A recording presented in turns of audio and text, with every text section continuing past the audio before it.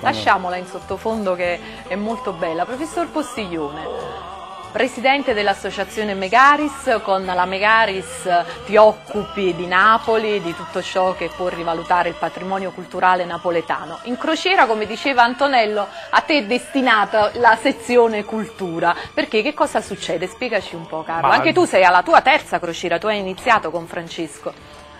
Bontà sua che mi ha prelevato dal mio manager quotidiano, però diciamo che lo faccio con piacere perché ecco, lui persegue un poco quello che è poi il nostro scopo finale, quello di portare la cultura, che la canzone napoletana fa parte di questa cultura, in effetti in giro per il mondo, in giro in questo caso come parliamo della crociera, prima dal Mediterraneo ci spostiamo nell'Egeo e quindi noi queste manifestazioni di bordo io oggi sostituisco forse indegnamente il professor Aldo De Gioi che è forzatamente assente perché ci non sarà in crociera, rassicuriamo, dal 10 al 17 lo porteremo ottobre. Sicuramente in crociera.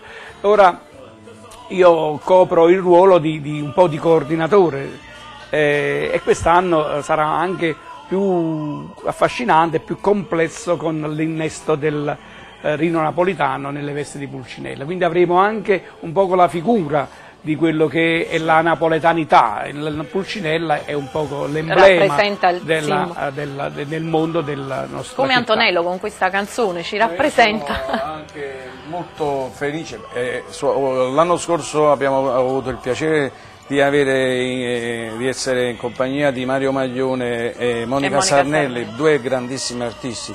Quest'anno non saranno da meno quelli che mi affiancheranno, perché io sono il più anziano in questo momento, in tutte le maniere. Non lo diciamo. Allora, diciamo, c'è Francesca Marini, che ha una voce splendida, e la bravissima Lucia Cassini, che tutti conosciamo, quindi saremo anche quest'anno in buona compagnia, la gente si divertirà sicuramente. Anche questo, vedi Francesco, noi abbiamo osservato, valutavamo in agenzia da te per organizzare la puntata come la musica napoletana è forse unica in questo genere, riesce a raccogliere un po' tutti i settori, perché Antonello è un classico per eccellenza, ci racconta l'amore, un po' la gioia, un po' il dolore dei sentimenti che ci può essere nella canzone napoletana. Lucia magari ha un attimino un tono un po' più allegro, un po' più scherzoso, il suo carattere. Francesca si avvicina magari più anche ad Antonello. Secondo me la canzone napoletana è l'unica che riesce a racchiudere un po' tutti questi generi. La canzone è proprio questo, cioè la canzone napoletana è unica anche in questo, perché c'ha tanti settori, chiamiamoli così, cioè c'ha il classico, c'ha la canzone umoristica, la canzone di giacca, cioè sono tanti generi. Diciamo si ride e si piange. Benissimo, si ride, si piange, non si annoia, si riflette, una è vero cosa Antonello? Ci si innamora. Sì, è bellissima, per questo è uno degli aspetti forse più belli della canzone. Perché è meglio non dire, perché a bordo molte volte stanno anche delle coppie così. Clandestine. La cosa bella poi di questa iniziativa, sai qual è? Colgo quello che ha detto il professor Postiglione prima, è proprio la collaborazione che nasce tra tutti noi, cioè si crea uno spirito, forse è lo spirito che manca proprio nella nostra città. È vero, anche tra noi artisti. È vero. Cioè noi qui purtroppo non siamo collaborativi, mentre a bordo siamo dei fratelli. Cioè, accogliere tutta la città di Napoli sarebbe un po' difficile sulla Magnifica, però è lo spirito che noi vogliamo lanciare anche alla città, perché la nostra città ha delle potenzialità incredibili, però non ci si mette mai insieme per collaborare e per portare avanti l'immagine della nostra città. È vero? Così è. Cioè io non sono un politico, non mi permetto di entrare in questo argomento, così, purtroppo. Però cioè si dovrebbe trovare una collaborazione di tutti, quindi io ringrazio gli artisti, ringrazio il professor Postiglione, ringrazio tutti coloro che mi aiutano in questa, perché non è snervante, cioè tu vedi che loro ci danno, ognuno di loro mette il proprio al fine di creare un evento che faccia piacere ai partecipanti, ma che comunque presenti l'immagine di Napoli per quella che è. Certo. Perché è vero, Napoli ci sono tante cose negative, non bisogna assolutamente accantonarle o tralasciarle, però Napoli è una bella città, cioè è fatta di cantanti eccezionali, cioè a mio avviso Napoli, ma di monumenti, di chiese, basterebbe poco per... ha un patrimonio paesaggistico e culturale unico al mondo, quindi perché tralasciare queste cose? Invece tutti gli enti locali e tutte le persone di cultura, artisti, devono collaborare per la nostra città, perché trattando bene la città... Te che ti sei, scusa se mi permetto di interrompere. No, ma assolutamente. No, solo perché diciamo, avvalorare quello che stai dicendo, perché bisogna creare anche presupposti, non è che ci possiamo inventare da un giorno all'altro. Vediamoci, collaboriamo. Certo, anche le autorità, anche gli enti preposti devono collaborare, non soltanto noi. A proposito di enti, volevo ringraziare i vari enti che ci patrocinano moralmente questa iniziativa. Quest'anno però c'è dato qualcuno un'idea.